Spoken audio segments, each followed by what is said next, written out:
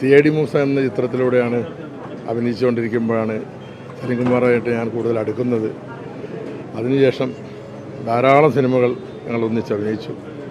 വെനീസിലെ വ്യാപാരി, Sherlock Holmes, Rajamanikyam, തൊമ്മനും മക്കളും, അങ്ങനെ ഒരുപാട് ചിത്രങ്ങളിൽ ഒരുമിച്ച് അഭിനയിക്കാൻ കഴിഞ്ഞിട്ടുണ്ട്.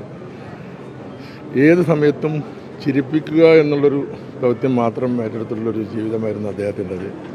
കൂട്ടത്തിൽ കാര്യങ്ങളും പറയും. വളരെ നല്ലൊരു വ്യക്തി തന്നെയായിരുന്നു. സിനിമയിലെ ഒരു കുടുംബം തന്നെയാണ് അദ്ദേഹം. അദ്ദേഹത്തിൻ്റെ വിയോഗം നമുക്ക് ഏവർക്കും സഹിക്കാൻ പറ്റാത്തതും താങ്ങാൻ പറ്റാത്തതുമാണ്.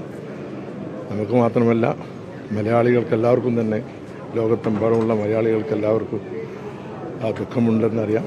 അവരുടെ ദുഃഖത്തോടൊപ്പം ഞാനും പങ്കുചേരുന്നു. ആദരാഞ്ജലികൾ.